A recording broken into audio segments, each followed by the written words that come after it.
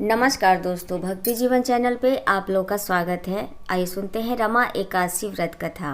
रमा एकादशी का व्रत बाकी सभी एकादशी से सबसे महत्वपूर्ण और शुभ माना जाता है। ऐसी मान्यता है कि जो इसे व्रत को रखते हैं उन्हें पापों से मुक्ति मिल जाती है। रमा एकादशी का व्रत करने से सभी पाप मिट जाते हैं। तो चलिए दोस्तों सुनते हैं रमा एकादशी व्रत कथा। जय श्रीमन नारायण। बहुत पहले एक मुचुकुंद नाम का एक राजा था। उसके मित्र देवता थे, जिनमें से इंद्र, वरुण, कुबेर और विभीषण आदि प्रमुख थे। वह राजा विष्णु भगवान का परम भक्त था। उस राजा की एक बेटी थी जिसका नाम चंद्रभागा था। उसका विवाह चंद्रसेन के पुत्र शोभन से हुआ। एक दिन शोभन अपने ससुर मुचुकुंद के यहाँ आया। उन्हीं दिनों जल्दी ही पुण्यदायिनी एकादशी रमा भी आने वाली थी।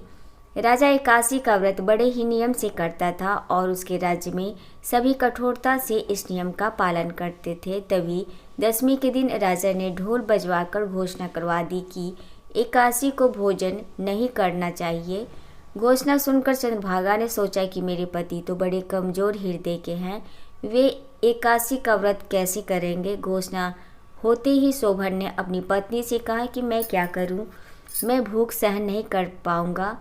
कोई ऐसा उपाय बताओ जिससे मेरे प्राण बच सके।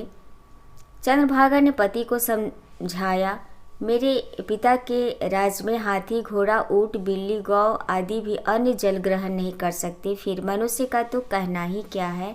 अगर आपको लगता है कि आपसे व्रत नहीं होगा तो किसी दूसरे स्थान पर चले जाइए।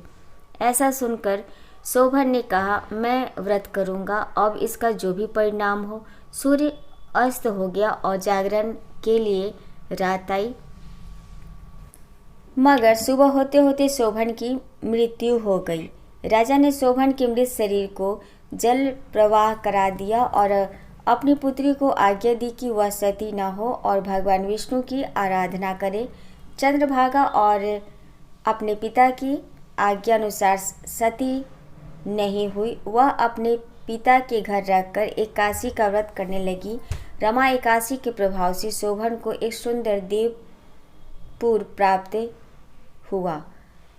उसके महल में रत्न तथा स्वर्ण के खंभे लगे हुए थे। उस समय राजा शोभन मानो दूसरे इंद्र की तरह लग रहे थे। तभी मुचुकुंद नगर में रहने वाला एक सोम शर्मा नामक ब्राह्मण तीर्थ यात्रा करता हुआ शोभन के महल के पास से गुजरा और उसने शोभन को पहचान लिया। शोभन ने भी अपने आसन से उठकर प्रणाम करके सबसे कुशल मंगल के बारे में पूछा।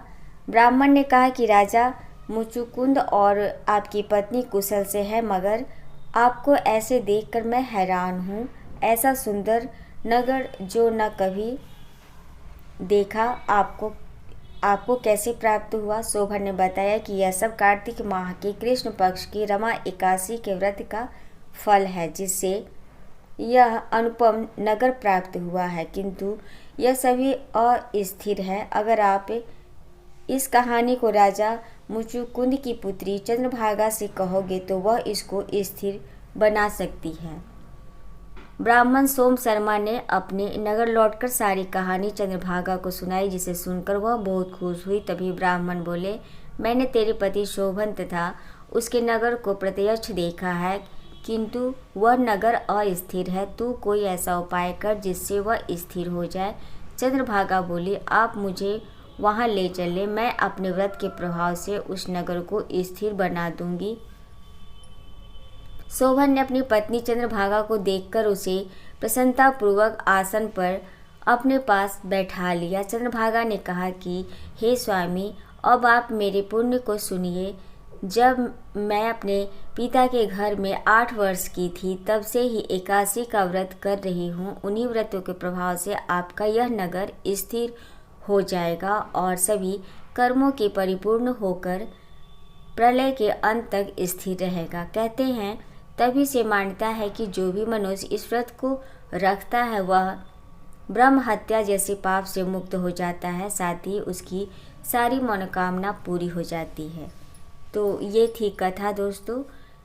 पुराणों के अनुसार जो व्यक्ति रमा एकादशी का व्रत करते हैं उससे भगवान विष्णु बहुत ही प्रसन्न होते हैं और उसे वैकुंठ की प्राप्ति होती है।